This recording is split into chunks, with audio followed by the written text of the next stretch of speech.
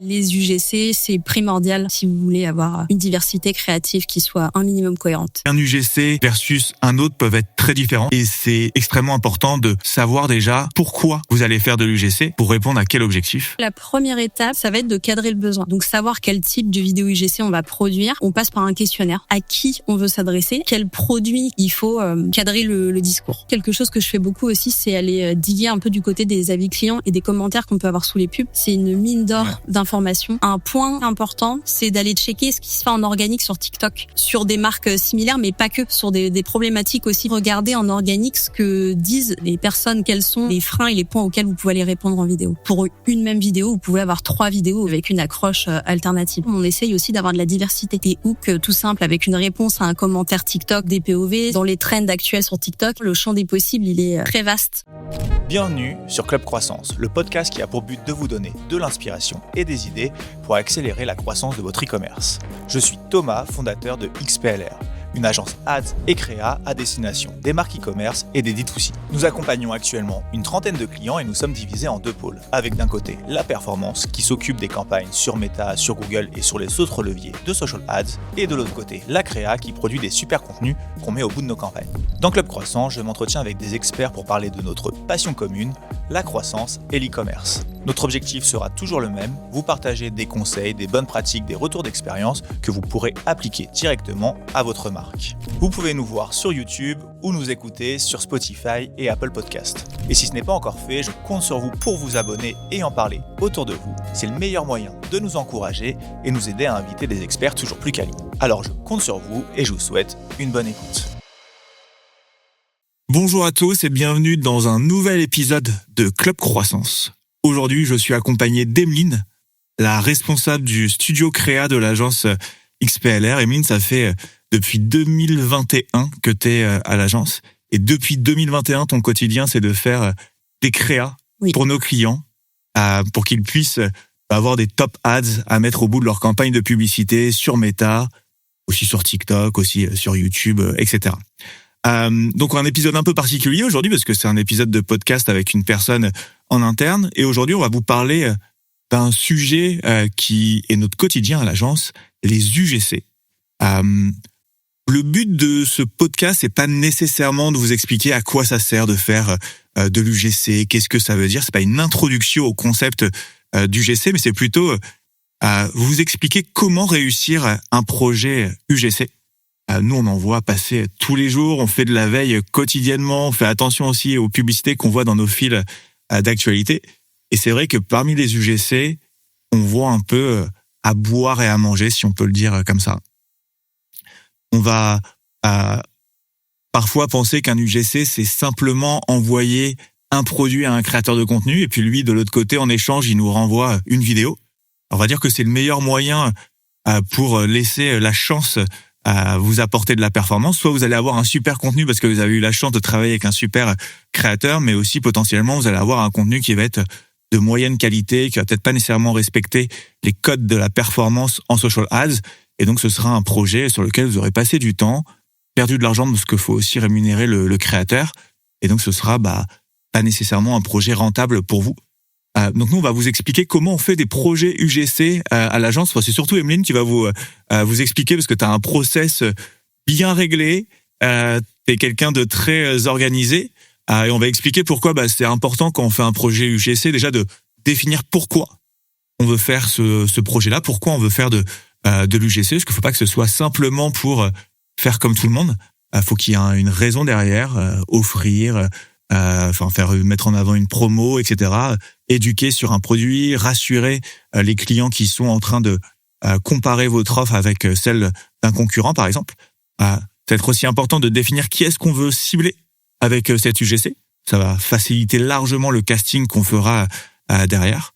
Rédiger des briefs qui vont être cohérents avec l'objectif, bien briefer les créateurs de contenu pour réduire l'écart entre le contenu espéré et celui qu'on va obtenir. Et puis on va parler aussi de montage, de ce qu'on fait des rushs, etc. Top, je termine rapidement sur la partie introduction, puis après je vais te laisser parler à Emeline.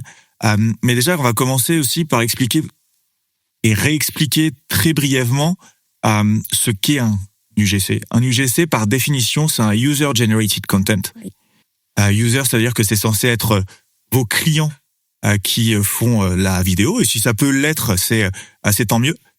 Dans cet exemple, on va prendre avant tout l'exemple des créateurs de contenu, le cas un peu plus classique. Donc le U de user va être un peu galvaudé. Il y a plein de bonnes raisons de faire de l'UGC. La première, c'est que déjà, ça permet d'aller humaniser vos contenus, vos publicités. Ouais. Vous mettez un humain face à la caméra qui parle de votre marque, qui teste votre produit, et naturellement, ça crée de la connexion avec les autres humains qui vont la regarder. Ce qui est aussi intéressant avec les UGC, c'est que ça permet plein de possibilités de storytelling. C'est-à-dire que vous pouvez présenter votre marque, vous pouvez faire le focus sur un produit, vous pouvez mettre en avant une opération pour les soldes, le Black Friday et tout un tas d'autres sujets. C'est un format qui permet de raconter beaucoup de choses. Et moi, j'en vois un troisième comme ça, c'est le fait aussi que c'est un contenu qui est très adapté à ce qu'on voit aujourd'hui sur les social media. C'est un contenu qui est organique, on a quelqu'un qui parle face à la caméra, et dans un moment où les utilisateurs passent de plus en plus de temps sur les Reels ou sur TikTok, c'est un contenu qui a typiquement sa place parmi les contenus qu'on va aller consommer sur ces endroits-là. Tout à fait. Et sur cette chaîne, on a déjà parlé au moins une fois, si ce n'est plusieurs fois, de Creative Diversity. Ouais. Et les UGC, c'est primordial si vous voulez avoir une diversité créative qui soit un minimum cohérente. Ouais. Et puis, c'est intéressant ce que tu dis là, parce que même en termes de diversité créative, rien que le fait de faire un projet UGC, généralement, on n'en sort pas avec une seule vidéo, on en sort avec tout un tas de vidéos. Ça peut être 3, on va dire, au minimum, mais on peut faire encore plus si on a bien pensé le projet. Mais je suis d'accord avec toi sur le fait que ça permet de faire de la diversité créative, et sur différents points. Ça peut être sur l'angle qu'on va mettre en avant, ou simplement sur le créateur avec lequel on va travailler.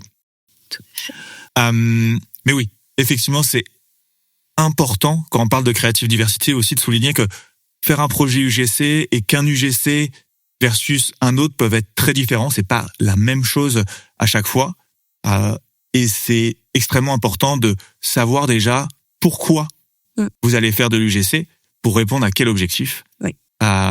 Nous, par exemple, on a eu en fin d'année dernière pas mal de clients avec lesquels on a fait des projets UGC, mais pour présenter leurs produits comme étant une bonne idée cadeau. Et ça, ce serait pas c'est finalement des UGC qu'on peut pas nécessairement utiliser tout le long de l'année quand c'est pas bien adapté. Mais c'est un angle, une direction qu'on donne au projet. Et donc, ça me permet de faire une transition avec mes premières questions. Toi, la première étape avec tes clients avec lesquels tu travailles sur des projets UGC, elle consiste en quoi ? Nous, la première étape, ça va être de cadrer le besoin. Et du coup, pour cadrer le besoin avec le client, et donc savoir quel type de vidéo UGC on va produire, on passe par un questionnaire, tout simplement, où l'objectif, ça va être déjà d'identifier à qui on veut s'adresser, à quel type de persona. Et ça va être intéressant dans le choix du créateur ou de la créatrice derrière, puisque l'objectif, c'est que votre cible puisse s'identifier au créateur de contenu. Donc pour ça, il faut déjà savoir identifier la persona, le ou la persona. Évidemment, quel produit, quelle offre, qu'est-ce qu'on va vouloir mettre en avant dans cette UGC, puisque l'objectif, c'est pas d'avoir une espèce de déroulé de fiche produit très long ou de vouloir tout dire. Il faut cadrer le discours. Voilà. Ouais. Top. Et je pense que c'est aussi important de mettre en avant aussi des potentiels freins qu'on a pu avoir à l'achat. Je trouve que les UGC, c'est un bon format pour pouvoir répondre à des objections. Complètement. Et tu vois aussi d'autres choses comme ça à ajouter dans des projets UGC sur la prise de besoin que tu fais avec tes clients? Oui, notamment alors ça peut paraître bête, mais s'il y a des choses à surtout pas dire ou surtout pas faire à propos du produit. Ouais. Je sais que il y a quelque temps, on a travaillé à plusieurs reprises sur plusieurs projets avec une marque de compléments alimentaires, et qu'on avait tout un document avec une liste d'interdits et de choses à ne pas dire. Donc par exemple, pas dire que les compléments alimentaires soignent. Ouais. Voilà. Ouais, parce que sinon on rentre tout de suite dans le côté médical de la chose, et on est en faute d'un point de vue contenu. C'est c'est précis comme exemple, mais effectivement, c'est extrêmement important de définir tout ça parce que si vous le dites pas, potentiellement vous allez recevoir un contenu que vous allez payer et à l'intérieur duquel vous allez avoir des interdits qui seront mis en avant et donc ce sera un contenu que vous pourrez pas exploiter mais que vous devrez néanmoins payer et ça c'est dommage. Ensuite, je pense qu'il y a une étape importante après la prise de besoin, en tout cas qui vient compléter, peut-être même que parfois tu le fais avant, c'est tout ce qui va être lié à l'analyse du compte, de regarder les précédentes AS, peut-être même quand il y a déjà eu des projets UGC, regarder ce qui a pu être fait de ce côté-là. C'est vrai que souvent, en fait, la phase d'analyse, elle se fait même en amont du questionnaire, puisque l'objectif, c'est d'arriver en call client avec le questionnaire déjà pré-rempli. Ouais. Donc, dans la phase d'analyse, par exemple, comme tu le disais, on va aller voir les performances passées des ads qui ont pu tourner sur le compte, aussi les UGC si jamais ça a lieu d'être.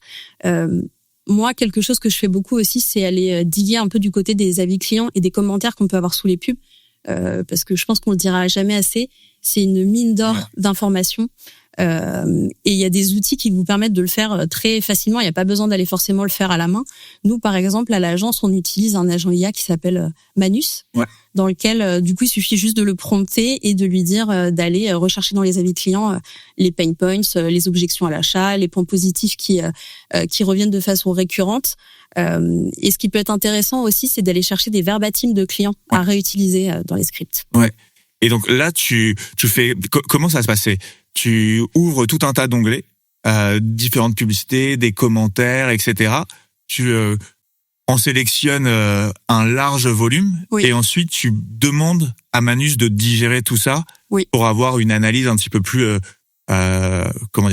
réutilisable derrière pour tes briefs directement. C'est ça. En fait, déjà, je fais un prompt dans Prompt Cowboy. Si vous ne connaissez pas l'outil, c'est super pour aller prompter des IA, où je lui demande d'agir comme un analyste marketing, un analyste de marketing pro, et où du coup, on vient lui donner juste les liens avec les ressources et on lui demande de venir les trier par fréquence, par récurrence, et nous relever les points qui reviennent le plus souvent.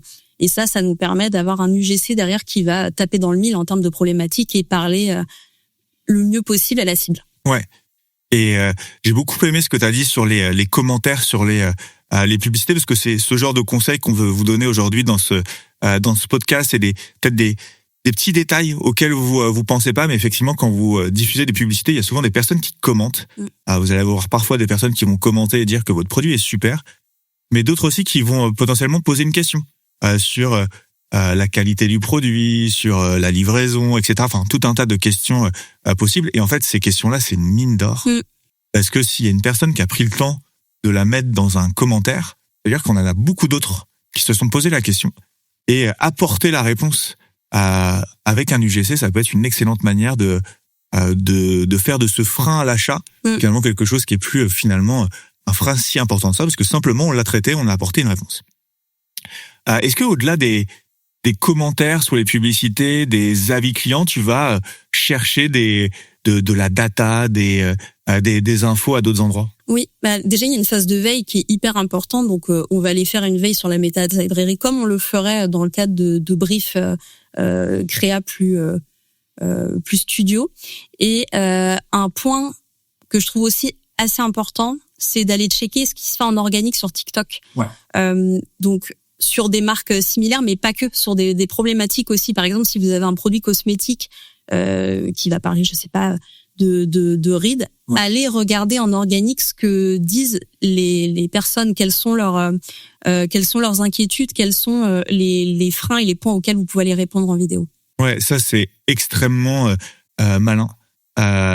D'utiliser TikTok aussi comme un moteur de recherche pour avoir des retours de clients, surtout quand on est effectivement sur des problématiques comme ça. Rien que taper le terme ride sur TikTok, on va pouvoir avoir tout un tas de contenus.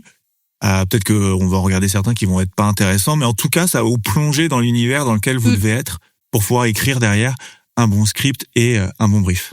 Et ça peut vous aider aussi sur les types de plans à filmer. Ouais. On en parlera juste après avec Thomas, mais c'est vrai que l'étape du brief est importante et vous devez anticiper un maximum de choses. Donc il y a la partie script avec le discours face caméra, il y a aussi toute la partie illustration. Et pour ça, TikTok, c'est magique parce que vous avez une base de données qui est quasi infinie. Ouais. Et vous pouvez avoir des insights aussi sur les contenus en organique qui ont le plus d'engagement. Ça peut vous donner des indications aussi. Ouais. Puis toi, c'est ton métier, c'est ton quotidien d'aller regarder sur TikTok. Donc, t'as déjà plein de réflexes. Mais effectivement, comme tu le disais, ça permet d'aller avoir des idées de créa, des idées de plans, de montage aussi. Donc, c'est une ressource qui est très précieuse. Et je sais aussi que le fait que tu fasses des UGC avec des clients avec lesquels tu as l'habitude de travailler en longueur fait que déjà que tu connais la marque, mais il y a aussi toujours en amont un vrai gros travail de mettre entre guillemets les deux pieds dans le plat pour savoir exactement de quoi on parle et comprendre du mieux possible les utilisateurs pour pouvoir avoir un contenu qui va justement parler aux futurs utilisateurs. Oui, tout à fait. On n'en a pas parlé, mais il y a les forums aussi. On peut les regarder sur les forums. En réalité, la partie organique, elle est assez large. Vous pouvez la regarder sur Instagram, mais sur Reddit, sur TikTok, même sur des groupes Facebook. Voilà, pour les plus vieux d'entre nous. Et ça fait écho à 2 précédents podcasts que j'ai pu enregistrer. Un avec le fondateur de Maju, un autre avec les 2 fondateurs de Lily Skin, qui justement disaient d'un côté que ce qui était le plus important pour eux, c'était de comprendre le plus possible leurs clients, leurs besoins, etc. Et les 2 fondateurs de Lily Skin expliquaient aussi effectivement qu'ils utilisent eux les forums pour pouvoir aller trouver de l'information. Et en fait, la conclusion de tout ça, c'est qu'aujourd'hui, vous pouvez aller questionner vos clients pour comprendre ce dont ils ont besoin. Mais si vous n'avez pas le temps de le faire ou vous l'avez jamais fait, finalement, en fait, sur Internet, vous avez déjà une mine d'or d'informations disponible et qui est plus que précieuse pour savoir quoi dire à vos clients. Et je pense que à ça, j'aimerais ajouter que il faut sortir aussi de sa position de marque et vraiment se mettre dans les bottes de ses clients. Ouais. Je sais qu'il y a parfois des messages en tant que marque qu'on a absolument envie de faire passer dans les scripts, mais c'est pas toujours les choses les plus pertinentes à dire en fait. Ouais. Et exactement. Parfois, effectivement, quand on est trop dans sa marque, on peut se mettre des barrières ou on travaille avec des œillères et c'est toujours extrêmement important d'aller voir ce que disent les autres de votre produit, de vos concurrents ou des produits de votre marché d'une manière générale. Et ça me fait une bonne transition sur les questions que je voulais te poser. Après, c'est qu'effectivement, des fois, un annonceur peut vouloir dire beaucoup de choses dans une même publicité. On a un peu une règle commune à la publicité qui va même au-delà des social ads. C'est que une bonne publicité, c'est souvent un objectif, un message et pas plusieurs objectifs en même temps. Toi, ça commence par quoi justement un brief? C'est quoi pour toi le point de départ d'un bon brief? Alors, sur la partie script, tu veux dire, ou sur la partie... Non, peut-être plus sur la partie déjà, est-ce que tu définis avec tes clients l'angle de cet UGC qui doit produire son objectif? Oui, tout à fait. Déjà, il va falloir prioriser un peu les messages qu'on va vouloir faire passer, parce que comme tu le disais, on peut pas tout dire dans un UGC, et ça, c'est vrai pour une publicité en règle générale, au même titre que quand on veut parler à tout le monde, on parle à personne. Quand on veut tout dire, en fait, on peut noyer le message et c'est contre-productif.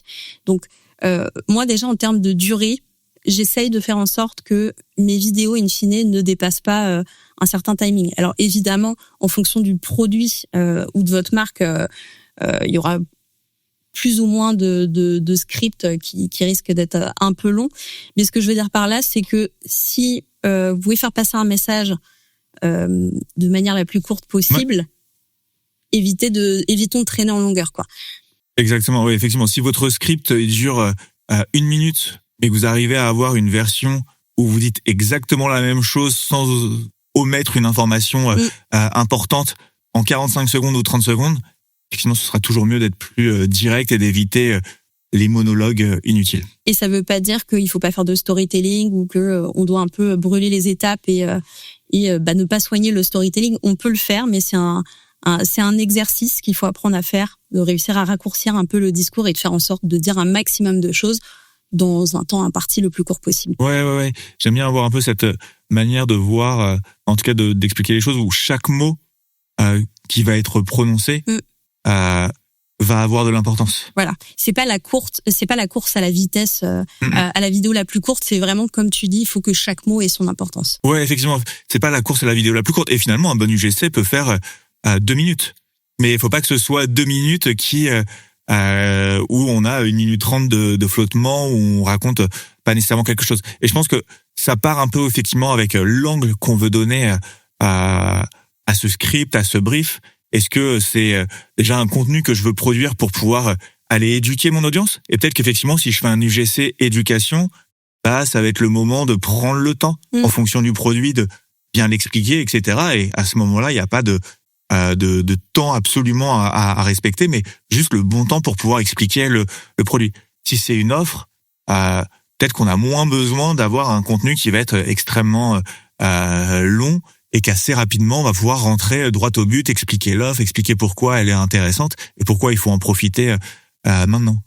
Si on a besoin de rassurer, pareil. Enfin, je pense que peut-être que une chose qui est extrêmement importante que tu fais avec tes clients, c'est d'expliquer et d'essayer de bien définir quel est l'objectif final que vous cherchez à avoir en faisant cette UGC. Tout à fait. Et puis une chose qui est intéressante à anticiper aussi, c'est que je vais pas trop m'avancer puisqu'on va en parler juste après, mais en fait vous pouvez couvrir plusieurs angles avec vos hooks. Ouais.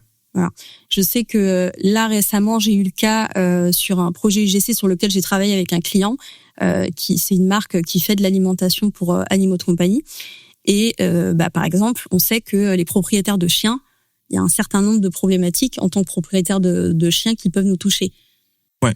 Et t'as des exemples comme ça pour illustrer un peu ton propos? Là, en l'occurrence, il s'agissait de parler d'une marque de croquettes. Je sais que je tape dans le mille si je vends des croquettes pour chat et que je rentre par l'angle mon chat est stérilisé, il est un peu dans le bon point.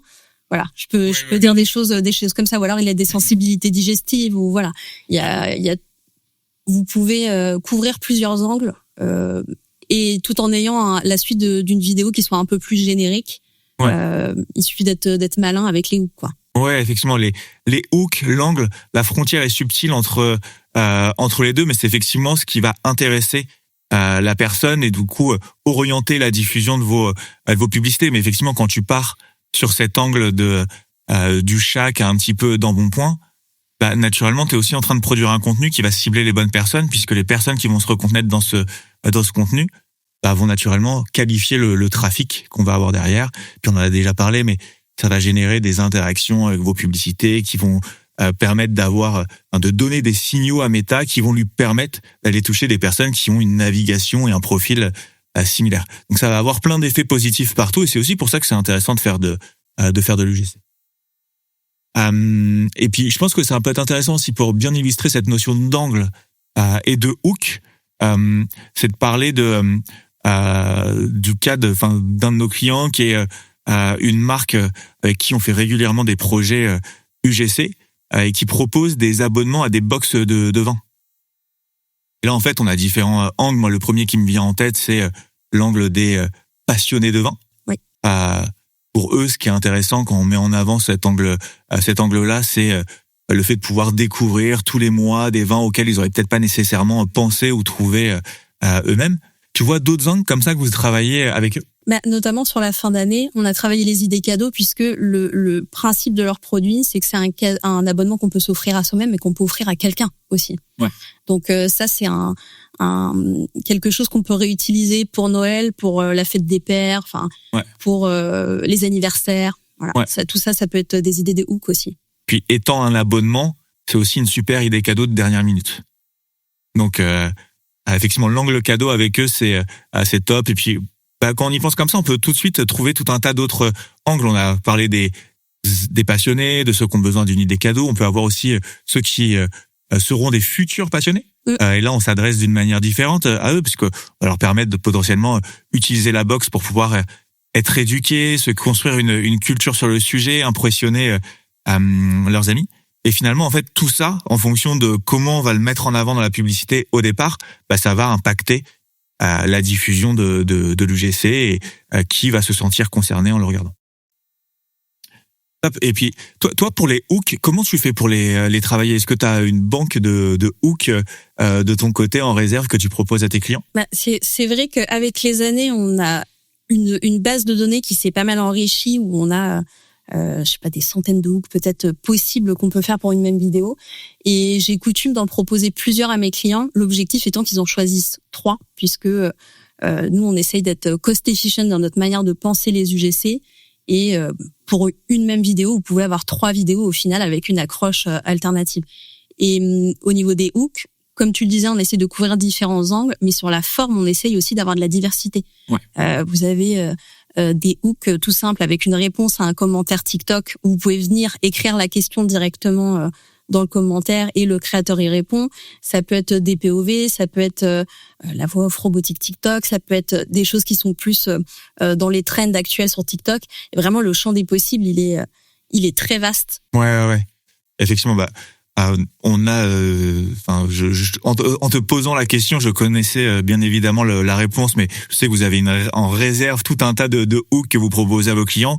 Le but, c'est pas nécessairement non plus de choisir parmi toute la banque. Il faut que ce soit cohérent avec le reste du message, mais il y a vraiment possibilité de s'amuser sur cette partie-là et vraiment de soigner aussi cette partie-là parce que ça peut faire la différence. Toi, généralement, sur des projets UGC, imaginons que tu aies un script, tu arrives à le décliner. Enfin, est-ce que tu as un exemple où tu as, à partir de hooks très différents, décliné presque jusqu'à l'infini ou sur un nombre vraiment intéressant d'UGC? À l'infini, presque, sans exagérer, puisque en réalité, en retravaillant l'ordre des plans, après, on peut créer des vidéos complètement différentes. Ouais. Et c'est là où justement ton travail de script, il est intéressant parce que toi, tu vas le faire en ayant un peu, une longueur d'avance sur potentiellement, ok, ça c'est mon script aujourd'hui, mais je sais que derrière, je pourrais le retravailler à partir des mêmes séquences et le reconstruire de telle manière dans 1 mois, 2 mois, 6 mois, quand on aura besoin de nouvelles publicités. Tout à fait, et ça, c'est anticipé dès le départ. Donc, moi, mes scripts, j'aime bien les imaginer de façon très simple. C'est un tableau que je vais faire sur Notion, dans lequel je vais lister. Déjà, la première chose que je fais, c'est de décrire tous mes plans face caméra et tout le discours qui va être tenu face caméra par le créateur de contenu. Ça, déjà, ça me donne la trame de la vidéo. Et ça, en fait, le créateur peut presque les filmer one shot. Ouais. Et ensuite, à ça, on vient ajouter des b-rolls d'illustration. Donc, ça peut être des plans lifestyle, de l'unboxing, de la démo produit. Ouais. La personne qui ouvre sa boîte aux lettres et qui prend le colis. Et ouais, effectivement, donc t'as des séquences face caméra. Où là, la personne, comme tu disais, fait limite le plan en one shot, ce qui te permet ensuite d'aller extraire aussi la voix off, c'est ça? Ouais. En fait, ces plans-là, nous, on les met face caméra dans le script parce que c'est ce qui nous donne le plus de largeur, en fait, pour faire nos montages vidéo derrière. Mais en réalité, vous pouvez les utiliser en voix off. Vous pouvez faire du détourage fond vert aussi. Ouais. En découpant autour du créateur et en incrustant en arrière-plan des rushs d'illustration, des b-rolls, des unboxings, des démos produits. Vraiment, encore une fois, le champ des possibles, il est très vaste. Et ça, c'est bien de l'anticiper dès le début parce que vous vous garantissez de pouvoir créer plus de contenu. Ouais. Et ensuite, tout un tas de séquences où là, on n'est pas face caméra, où limite, on va pas avoir besoin, on n'a même pas besoin de parler puisqu'on va réutiliser la voix off. Et toi, ça te permet d'avoir ensuite derrière tout un tas de séquences que t'interposes et donc d'avoir une vidéo qui va être particulièrement rythmée et aussi illustrée. Oui, et d'ailleurs l'objectif c'est aussi d'avoir la vidéo la plus rythmée possible. Encore une fois, c'est pas comme nos scripts, c'est pas la course à la vidéo la plus rythmée non plus, mais il faut garder en tête qu'on est dans un environnement qui est très concurrentiel, que le temps d'attention il est extrêmement réduit, donc il faut pas qu'on s'ennuie en regardant la vidéo. Donc ça implique d'avoir un montage quand même assez dynamique. Ouais, ça va avec globalement le social content. Moi, il y a une chose que j'aime bien toujours rappeler, c'est que bien que ce soit de la publicité, c'est diffusé au milieu d'autres posts qui ne sont pas des publicités. On a généralement dans les Reels une publicité tous les 3, 4, 5 vidéos. Et naturellement, pour que votre publicité fonctionne, il faut qu'elle reprenne les codes de ce qui fonctionne actuellement en social media et pas que en social ads. Les UGC sont parfaits pour ça. Mais effectivement, derrière, il faut penser à les construire de telle sorte à ce que ce soit adapté et construit de manière intelligente pour pouvoir capter l'attention d'un maximum de personnes. Tout à fait. Donc tu disais un tableau. Est-ce que tu mets d'autres choses dans ce tableau? Est-ce que tu mets précisément le texte qui doit être dit ou c'est plutôt des bullet points? Moi, c'est un parti pris que j'ai pris dans les projets UGC, c'est que pour pouvoir garantir un certain niveau de qualité à nos clients sur la vidéo finale, moi, mon texte, il est millimétré, il est chronométré à la seconde près. Donc, je demande aux créateurs de contenu de s'en tenir vraiment au texte. Ouais. Et ça nous permet aussi, dans la gestion de projet, au cas où il y ait besoin de faire des V2, d'avoir un script qui tienne la route. Puisque si vous donnez juste un brief assez large avec des bullet points de discours, si vous avez besoin de V2 sur certains plans, en fait, il se peut qu'entre la V1 et la V2, ça s'enchaîne plus aussi bien. Ouais. Voilà. Et ça nous permet d'éviter ce genre de problème. Ouais. Déjà, on faut revenir un peu à la problématique initiale du podcast, c'est qu'effectivement, un UGC, on pourrait se dire que c'est simplement envoyer des produits à un créateur, il nous renvoie une vidéo en retour, mais toi, on voit que même avant même d'avoir contacté le créateur, il y a tout un tas de préparations qui te permettent de réfléchir les choses intelligemment pour vraiment produire le maximum de contenu derrière et qu'un projet UGC soit finalement le plus rentable possible et pas seulement une vidéo qu'on va utiliser si elle fonctionne et qu'on n'utilisera pas et qu'on mettra à la poubelle si par malheur elle n'a pas bien fonctionné. Oui, tout à fait. Et puis l'idée, c'est d'être suffisamment exhaustif pour que le créateur de contenu, une fois qu'il a votre script entre les mains, il sache ce qu'il a à faire. Donc vous pouvez donner sur les b-roll par exemple, c'est tout à fait possible de donner des indications sur le timing que vous attendez pour certaines actions, puisque pour vos monteurs et vos monteuses derrière, il faut que ces b-roll ils soient utilisables. Et quand vous avez un script avec par exemple un plan avec un discours face caméra qui va durer 10 secondes, c'est important que vos b-roll que vous souhaitez mettre à poser avec la voix off ou avec cette séquence, au niveau de la durée, ça match. Ouais, parce que si vous avez un b-roll de 3 secondes et une séquence face caméra de 15 secondes, ça marche pas. Et tout ça, il faut l'anticiper. Ouais, effectivement. Et ça paraît rien dit comme ça, mais ça change tout. Et comme tu le disais tout à l'heure, ça permet d'avoir un brief le plus précis possible. Ça permet de réduire au maximum l'écart entre le contenu espéré et celui qu'on va avoir à la fin. Et ça, c'est important. Et c'est aussi beaucoup plus agréable pour tout le monde, pour nos clients, parce que eux, ils ont bien compris ce qu'on allait faire, etc. Et ils savent d'ores et déjà ce qu'ils vont recevoir. Pour le créateur, on a souvent des retours de créateurs qui sont contents de travailler avec nous parce que on est très précis, on leur permet de leur guider. Et pareil, eux, ça leur fait gagner du temps. Et nous aussi, ça nous fait gagner du temps puisque comme on a mis du focus dans le brief et dans sa qualité, on évite des allers-retours inutiles. En termes de montage derrière, tout a été anticipé, donc on n'a pas de mauvaises surprises. C'est ça. Et puis, en complément du script qu'on fournit aux créateurs de contenu, donc pour la vidéo finale, j'ai toujours coutume de donner un brief aussi à mes créateurs de contenu pour les guider sur le niveau de qualité qui est attendu dans la vidéo. Alors, il faut pas avoir peur d'enfoncer des portes ouvertes et de dire des choses très évidentes. Nous, on donne des indications sur la qualité du son, sur le cadrage, parce que pour une utilisation en ads, on a besoin de pouvoir faire la vidéo au format story, mais pas que. On doit pouvoir faire un format feed avec. Donc ça implique de filmer avec une distance de la caméra qui soit suffisante. On donne aussi des conseils sur l'arrière-plan. Il faut que ce soit le plus épuré possible. Évidemment, on évite d'avoir un tankerville avec des vêtements qui sèchent à l'arrière-plan ou même des logos de marques concurrentes ou de porter un t-shirt avec un gros logo Nike. Ouais. Voilà. Tout ce qui pourrait un peu détourner l'attention du sujet de la vidéo où on le dit. Ouais, bien sûr. Et c'est là où effectivement on enfonce des portes ouvertes, mais au moins déjà plusieurs choses. On se protège de séquences qu'on devrait retourner alors que potentiellement le créateur pourrait dire moi j'ai respecté le brief. Mais effectivement, nous, ça nous est arrivé. Et tout ça, en fait, on l'a étoffé aussi au fur et à mesure des projets. Dire dans nos briefs que on veut que l'arrière-plan soit rangé, qu'il n'y ait pas effectivement un tankerville ou un bac de linge sale, etc. en arrière-plan sur le canapé. Ça, c'est des choses qu'on a vécues, du coup, qu'on a ajoutées.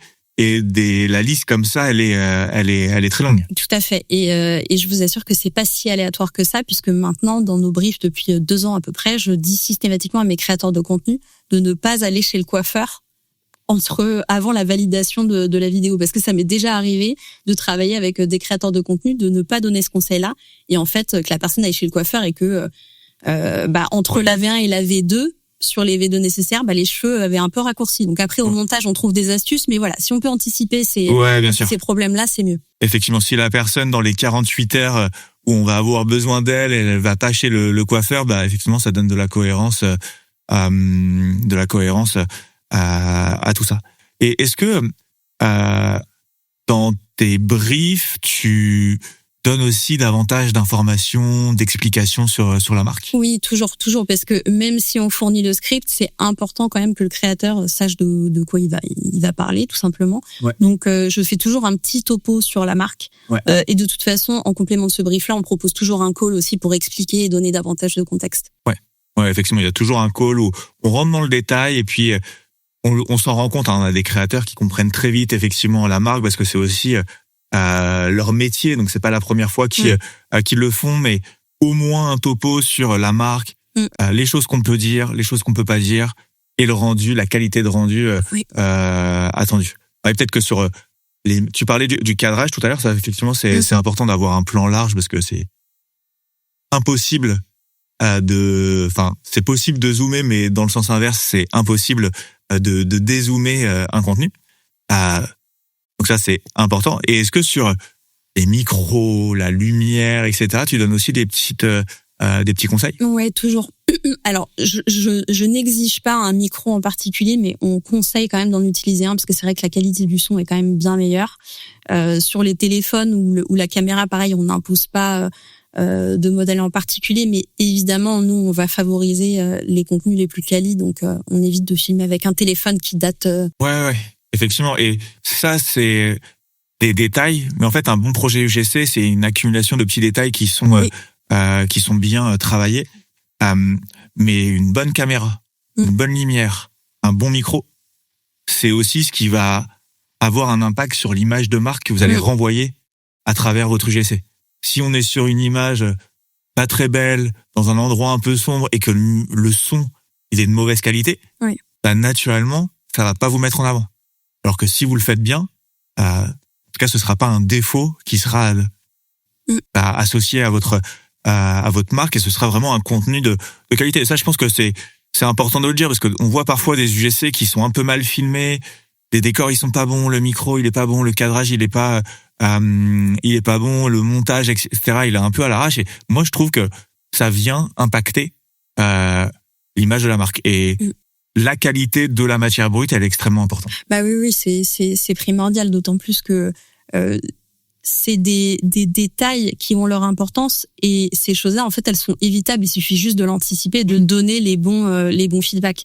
Un exemple tout bête au niveau du script, nous on donne des scripts mais bien évidemment on donne aussi des conseils sur le ton. Votre script il doit pas avoir l'air d'être lu ou récité, ça doit être incarné. Ouais, effectivement.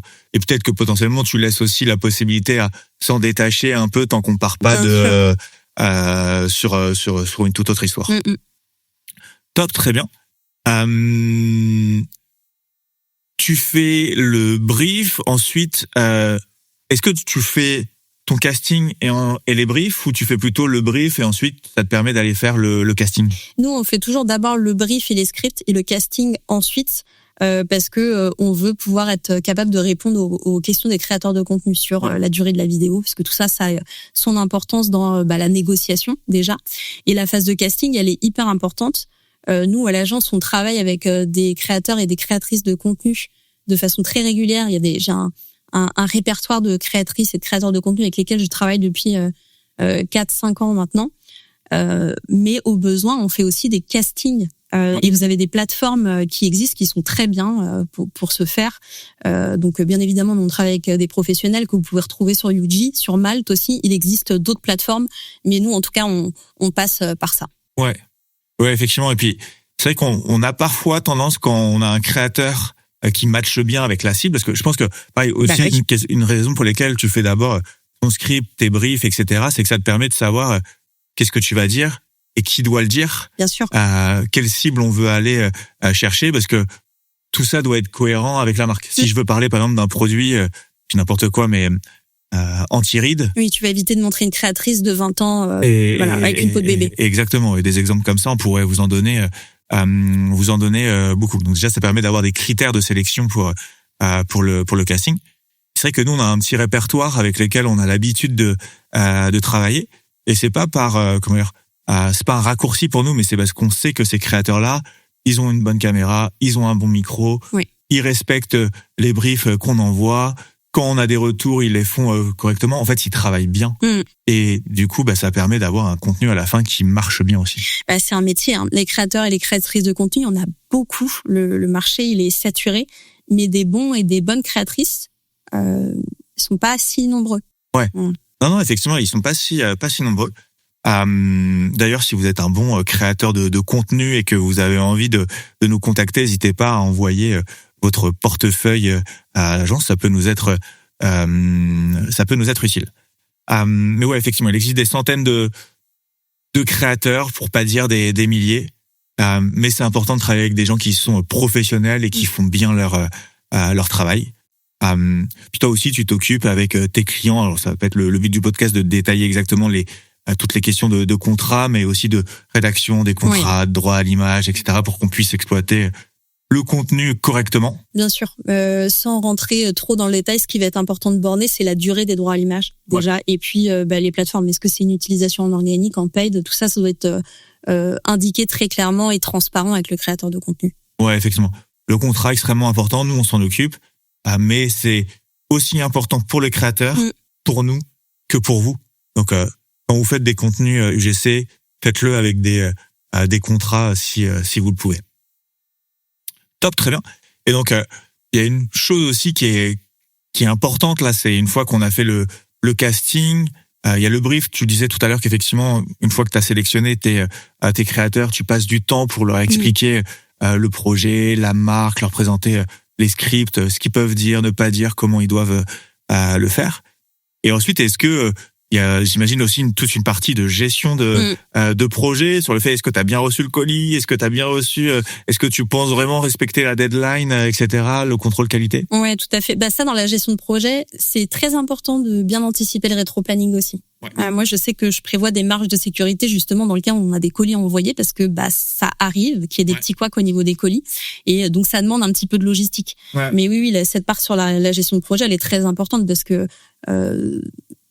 si vous avez écrit un super script, que vous avez trouvé un super créateur, si derrière votre gestion de projet elle est bancale, le projet sera pas forcément réussi. Ouais, effectivement. Et puis tu parles de rétro-planning, mais c'est un point qui est encore une fois très important et qui vient réexpliquer à quel point un projet UGC réussi, c'est du travail et aussi surtout du travail de préparation en amont. Je prends un exemple, vous avez une opération pour la fête des pères, vous vous y prenez début mai pour pouvoir avoir du contenu pour cette période-là, ça peut paraître être bon, mais en fait, peut-être qu'en termes de gestion de projet, la personne avec les ponts de mai, elle est partie en vacances, etc., il va y avoir des délais de livraison, en fait, vous vous retrouvez début juin, la personne, c'est bon, elle peut commencer à travailler, en fait, c'est déjà trop tard. C'est ça. Et tout ça, ça doit être anticipé pour éviter les mauvaises surprises, et dans ce cas-là, par exemple, de se retrouver avec une ads pour la fête des pères, mais une fois que la fête des pères est déjà passée. Oui. Donc, effectivement, tout ce qui est partie gestion de projet, c'est important. Et un point aussi qui est important. Alors, nous, à l'agence, on aime bien avoir les rushs pour pouvoir faire le montage nous-mêmes. Est-ce que tu peux nous partager quelques petits tips sur les montages, etc. Comment tu les fais, si tu as des petits hacks, des petites techniques? Oui, nous le montage, c'est une partie qu'on adore et c'est aussi pour ça qu'on l'a fait en interne, c'est parce que on est maître un peu de la vidéo finale aussi, puisque on en parlait un petit peu plus tôt, le rythme est très important. Vous avez un temps d'attention sur les réseaux sociaux qui est très limité, d'autant plus que les gens qui scrollent sur Instagram ou sur TikTok, ils sont pas là pour voir vos pubs. Donc il faut vraiment les accrocher. Nous, au niveau du montage, évidemment, on utilise des outils professionnels, on travaille avec After Effects ou avec Premiere Pro, mais il existe d'autres logiciels qui sont tout aussi performants. Mais ce qui est important d'anticiper dès le début, je dirais que c'est que vos vidéos doivent être compréhensibles sans le son. Ça, c'est vrai, pas seulement pour les UGC, c'est vrai pour vos pubs en règle générale. Donc nous, on a tendance à sous-titrer systématiquement, par exemple. Ouais, effectivement. Puis c'est intéressant aussi de voir par rapport à la plateforme de marque, est-ce que je mets des gros sous-titres, est-ce que j'en mets des plus légers. On peut aussi faire des déclinaisons, tester les deux avec ou sans sous-titres. C'est là où justement c'est intéressant de pouvoir faire le montage nous-mêmes, c'est que en fait ça nous permet directement de faire tout ça.